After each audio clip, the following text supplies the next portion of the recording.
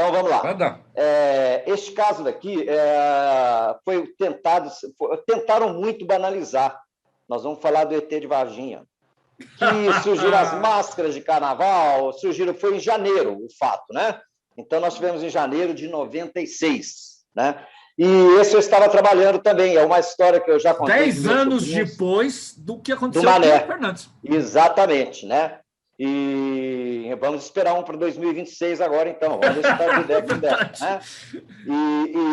E neste dia, eu trabalhando lá, nós tivemos a informação, eu estava trabalhando, eu era chefe lá de equipe, e um dos controladores de voo, que se eu não me engano era o Tânia, ele chegou, Félix, está entrando uma aeronave da USAF aqui na nossa área, né? Que é a Força Aérea Americana.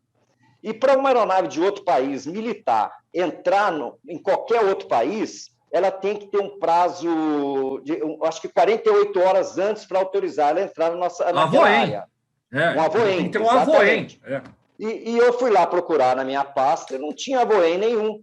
Eu falei, pô, mas está entrando um ZAF, uma aeronave americana aqui, não tem nada, e começamos a procurar ali e tal. Foi para a Defesa Aérea, ligou a Defesa Aérea. Fizemos tudo que podia ser feito ali para saber o porquê que aquela aeronave estava entrando sem nosso conhecimento.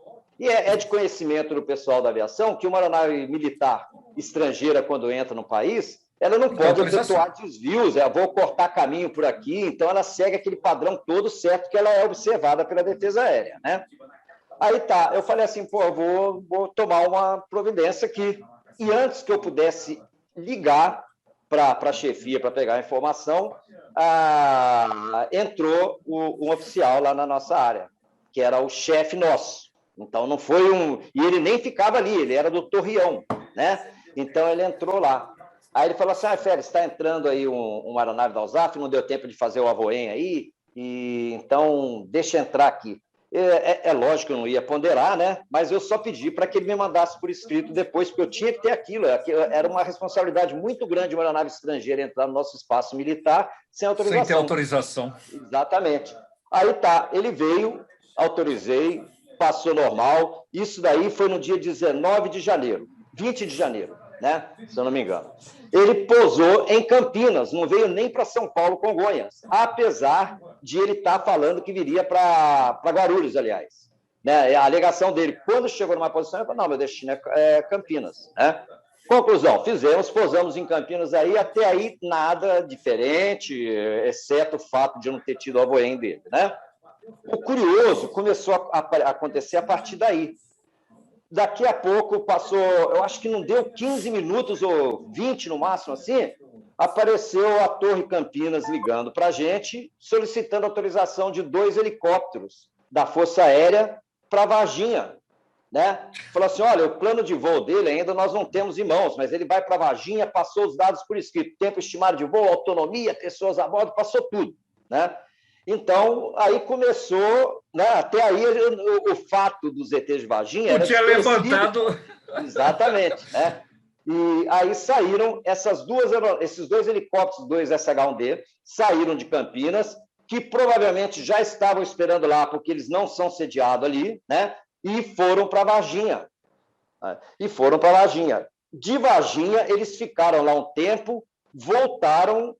Eu não consigo nem lembrar do tempo que ele ficou lá, mas porque na época não chamava tanta atenção. Saíram de Varginha, voltaram para Campinas, em seguida, já com o plano de voo do Força Aérea da USAF, eles embarcaram ali e saíram para os Estados Unidos. Né?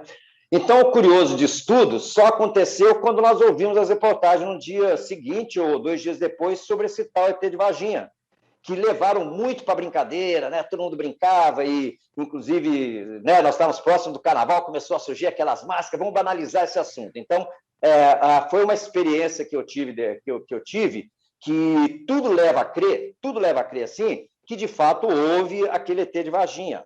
Sabe? Foi uma coisa que eu levei comigo durante muito tempo, quando nós tivemos a oportunidade de conversar, inclusive contigo, com o Mané, a semana retrasada, eu falei que gostaria de contar esse caso, né? Porque, primeiro, a primeira coisa que me fizeram foram me procurar depois, Félix, esquece esse negócio do avoém, não precisa relatar, então já está tudo certo, já está tudo resolvido. Deixa para lá. Vamos esquecer, deixa para lá e acabou. Então, esse foi um relato que eu achei super curioso, assim, que depois, quando nós começamos a ligar os fatos, que você, por dar aquele estalo. E nunca me deixaram falar, sabe? E simplesmente comentaram lá, esquece isso tudo que houve aí, deve ter tido alguma falha interna. Então, isso talvez uma prova ou uma amostra indireta de que o ET de Varginha não foi aquela brincadeira que o pessoal leva até hoje, né? Muitos não acreditam. Fala, pô, tu vai acreditar em ET de Varginha, rapaz, né? Mas nós tivemos fato que poderia levar a crer que aquilo aconteceu mesmo.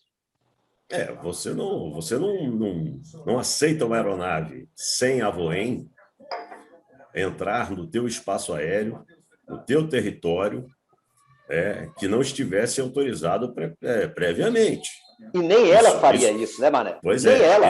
Isso tudo é muito estranho, é bem estranho. E assim, foi tudo muito rápido, tudo muito coordenado.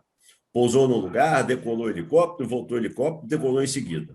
O que eles vieram fazer, aí já é uma outra pergunta, mas que é uma história interessante, muito interessante. Provavelmente foram para a área 51, né? Agora tá